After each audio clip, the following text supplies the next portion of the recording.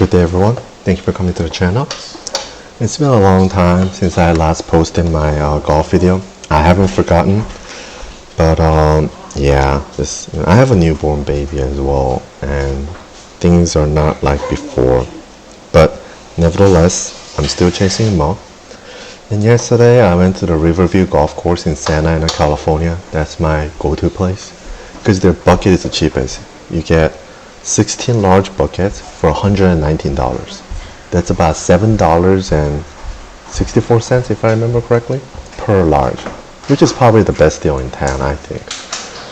And I recorded, but came out sideways. So this was like a vertical, so my phone was vertical when I recorded, but every time I just bring it onto the V1 hole mat, it just comes out like this. And yes, you could say, I have, I could use another app to rotate it. But if I do that, I don't get all the frames, like the raw file, because it's been tampered, right? So, next time, just when I go, I just gotta turn my camera horizontal and record. But one thing that would bother me on that is that I would have to have my camera kind of further away from me so that I could get the top of my backswing. But for now, I'm sorry, this is what I have, so this is what I'm going to share today. And before that, let me show you how this swing was supposed to look like. Ooh. So here it is, here's the original. Probably hear the background noise too. So that's me setting up.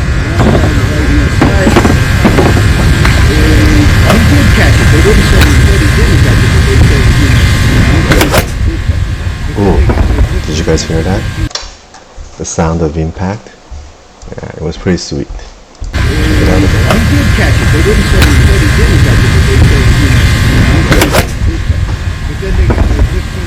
One thing you can tell, I did not hit the mat first.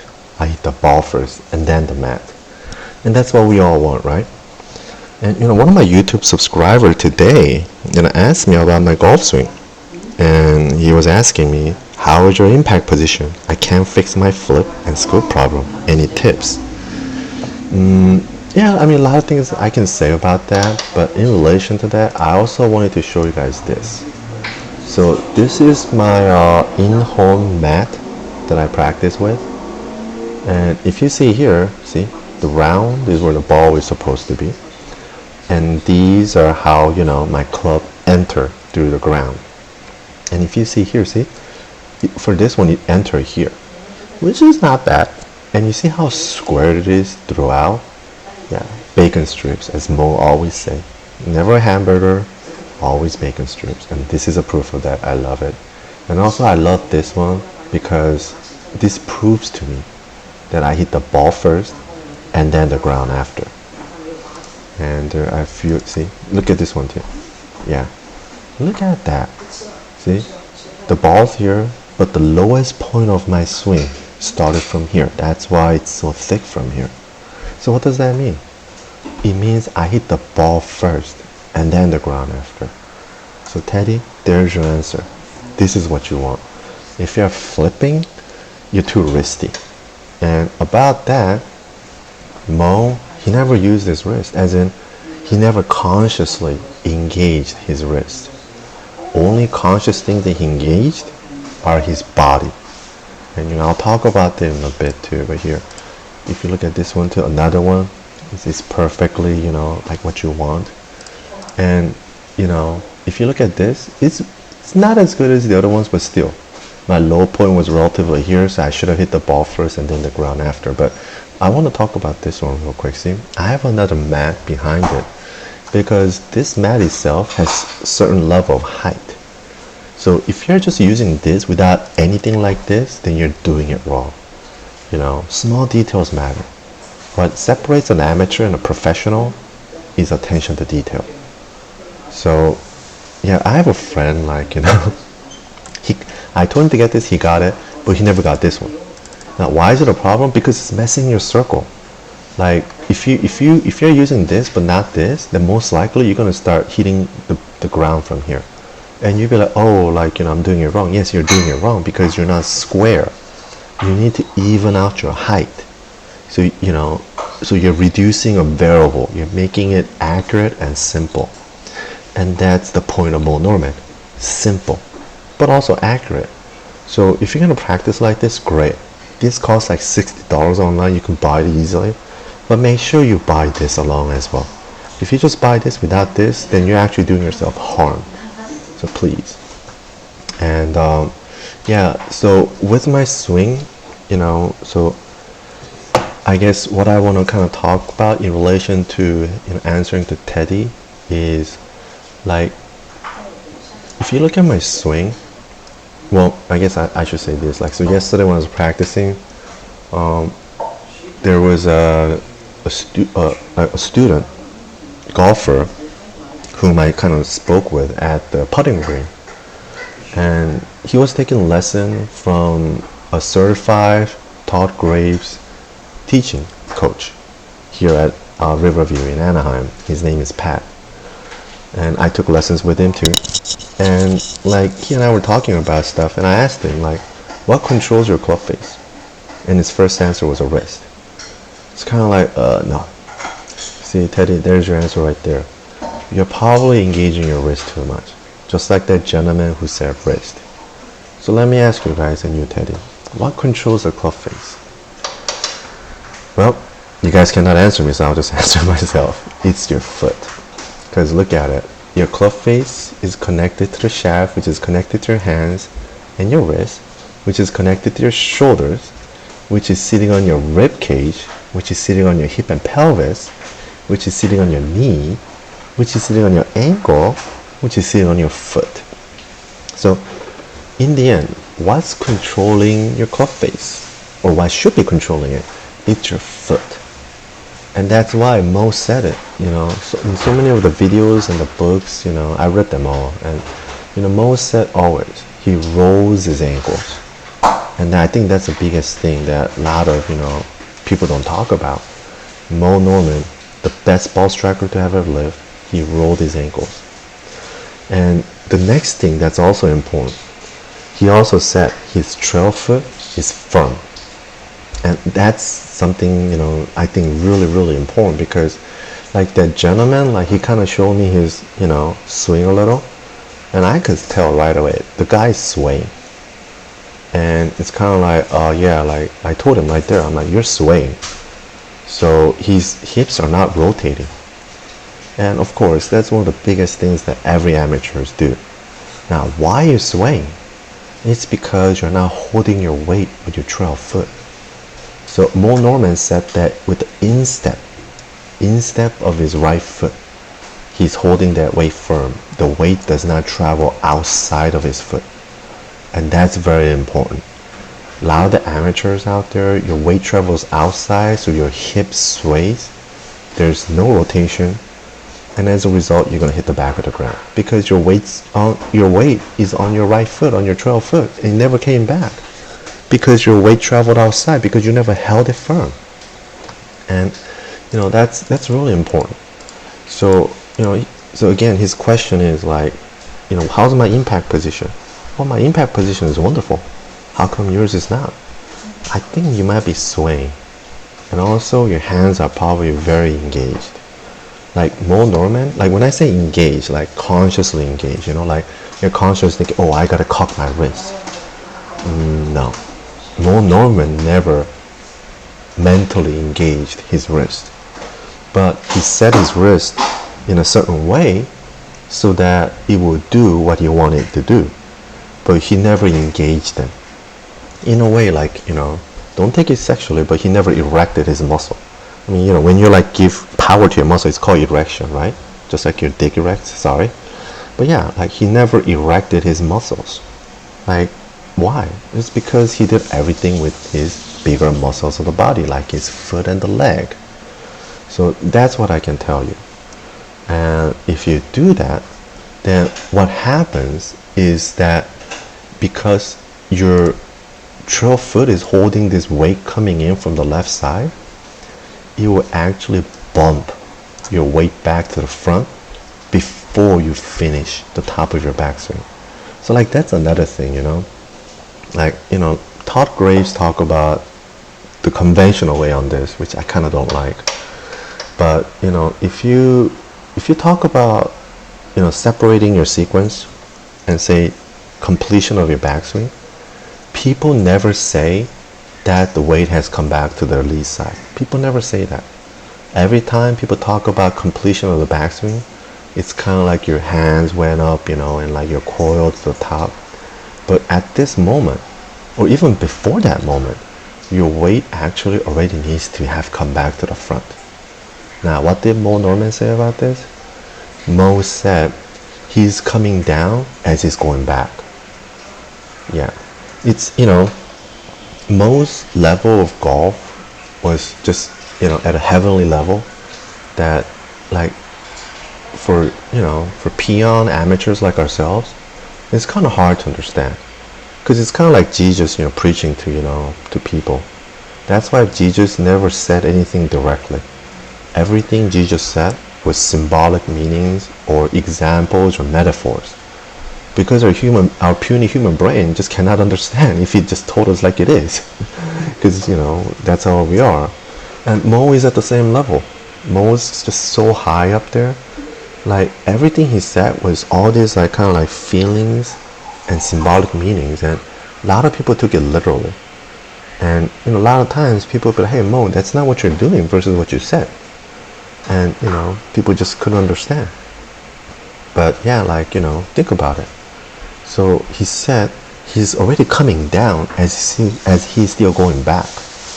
Like, what the hell? I mean, is that how you guys feel in your backswing and your downswing? Probably not. A lot of the conventional teaching that I still see, people always say, well, what's the first move on your downswing? Oh, your weight needs to come back to your lead side. Oh, you got to squeeze that sponge with your lead foot. It's like, I have never heard people say, oh, like, you should have already been squeezing that sponge with your lead foot as you're going back with your hands. Ah, yeah, that's what's happening to me.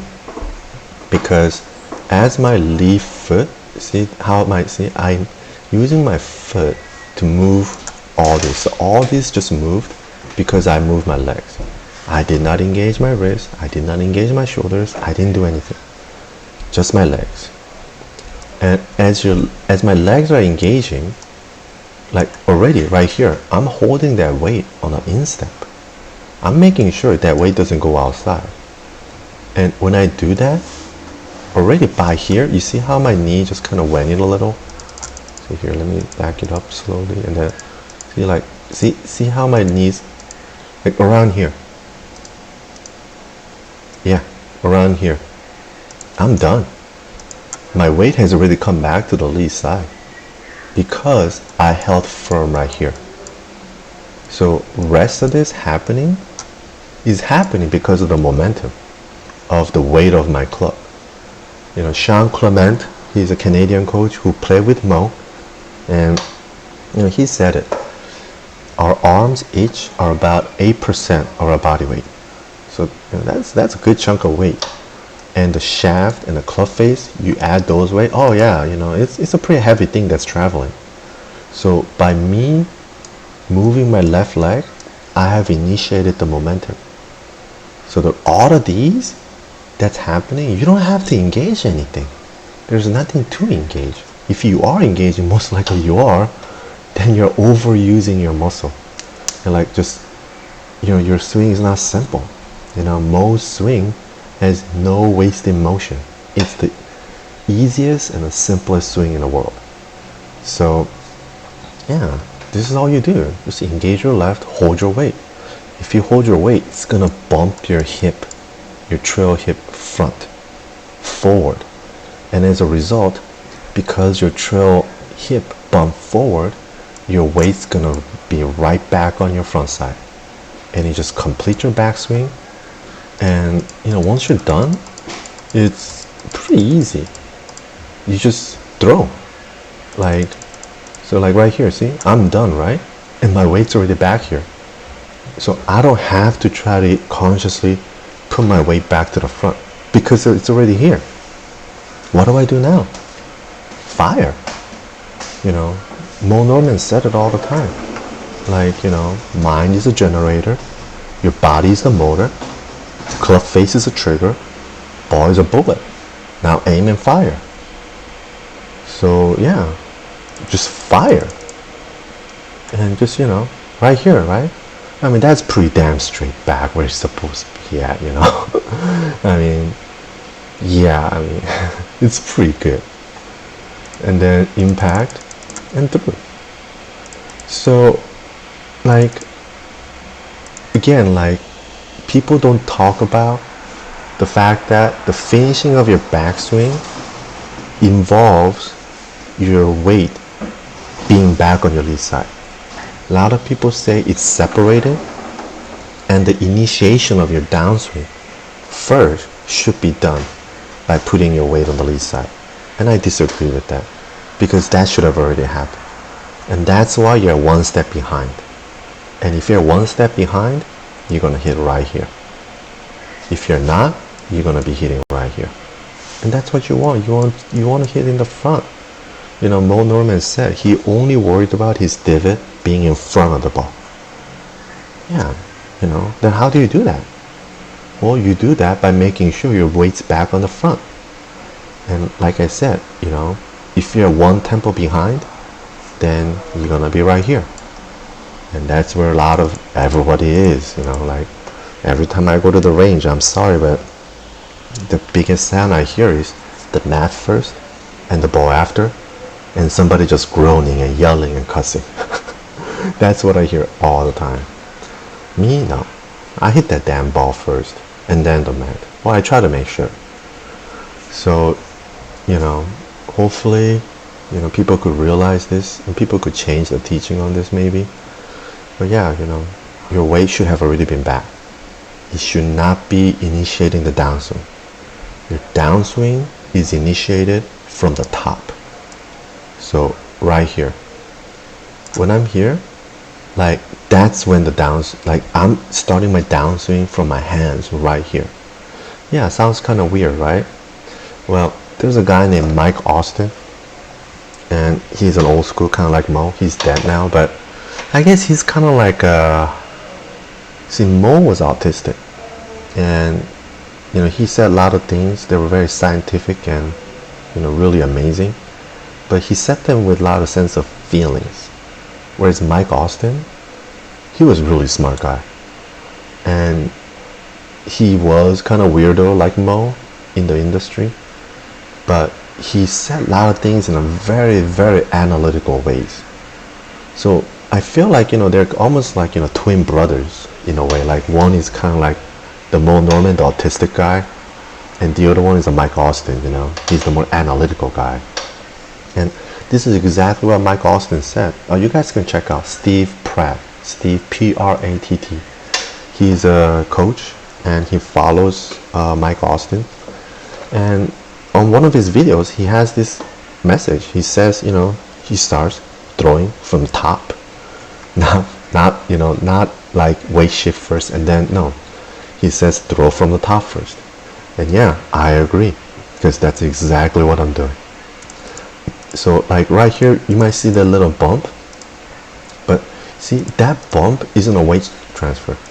This little bump right here is me wanting to throw my hands, and my body is just getting ready for that. My body is stabilizing for that. And yeah, I'm a little bit higher here. I should already be back here, so that's why I'm still working at it. It's not complete for me too, but this one was an amazing impact. That's one thing for sure. And now you can see my club face, you know, under the line. That's great. That's what I want. Moe would be like right here, right now. That guy, oh my God, he's such a great ball striker. And you know, from here to here, right, in one frame, it moved that much. Why? Well, because I don't have a crazy camera. I don't have like $5,000 camera. This was just my personal phone. But this one frame, it shows how fast I moved. Because right, like if you see other ones, right, each frame you could see my divided movements better. But just this one, in one frame, I travel from here to here. So that's how fast it moved. And yeah, again, I'm relatively damn square back to my address angle. And you know, that's one thing, you know, you need speed. You need upper body rotation. And you know, one of my lessons that I have with Todd Graves, well, Trent White, he's one of the certified coaches with Todd Graves. He mentioned this to me. He said that I'm under rotated slightly, that I should be more rotated. And he pointed it out because in my swing at impact, he could see my lead knee, like the knee, yeah, there, my lead knee, he can still see. Whereas Todd Graves, you couldn't see the lead knee. And on this one, right before impact, can you see my lead knee?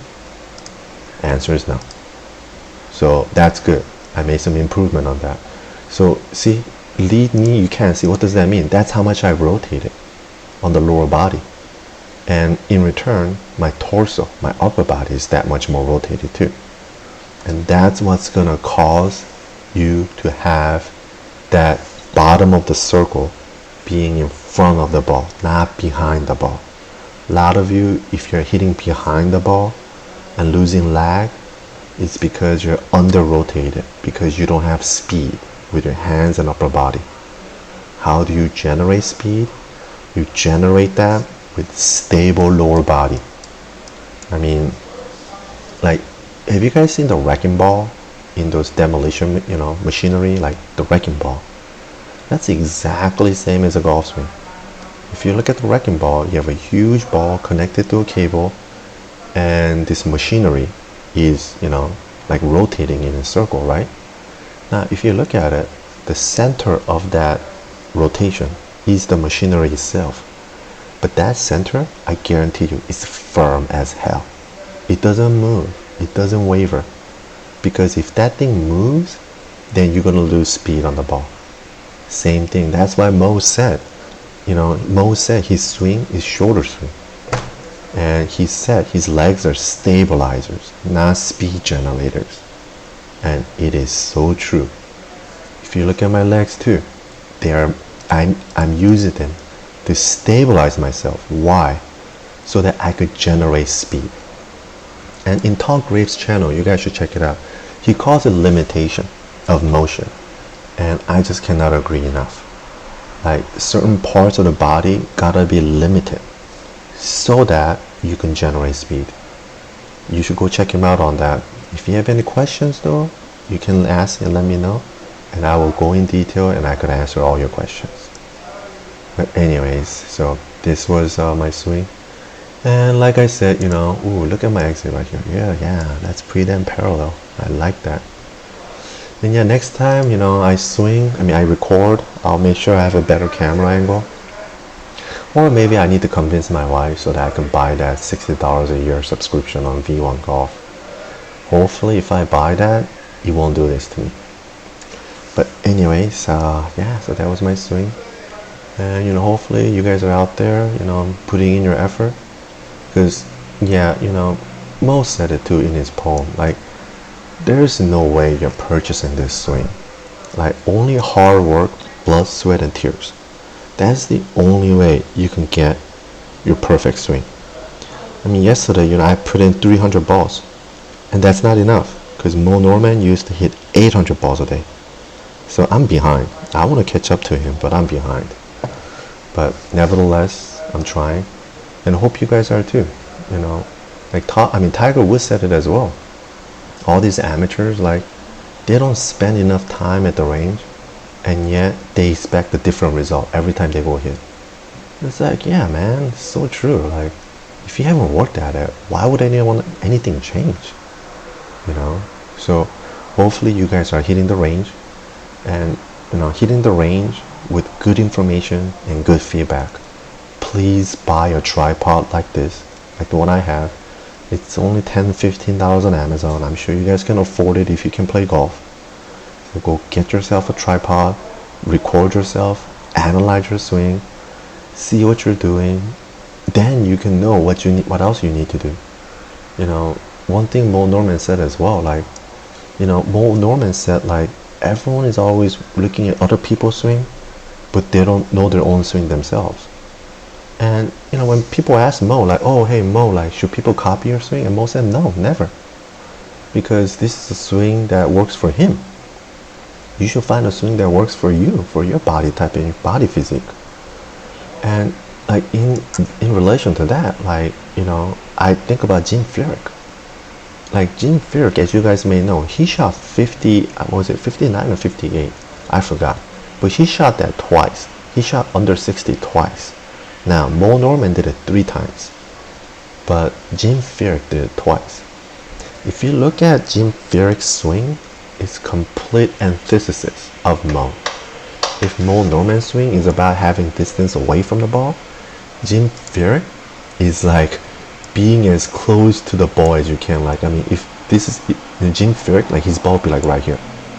It's so close to him, and yet you're still able to make good impact.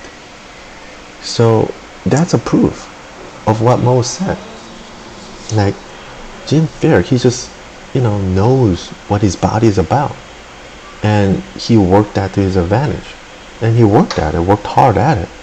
That's why, you know, he was like a leader for the U.S. What was it, Riders Cup and stuff like that, I remember. And you know, he had a lot of records, he won a lot of tournaments, but he's a complete opposite technique wise when it comes to swing than Moe Norman. But he mentally had the same thing as Moe Norman, which is believe in himself. And I think that's what we need more of. So anyways, yeah, I blabbered away, but hopefully you know, this was helpful. And again, if you have any questions, whatever, comments, please let me know, and I will help you out as best I can. Now go ahead and just end it with just a replay of my swing.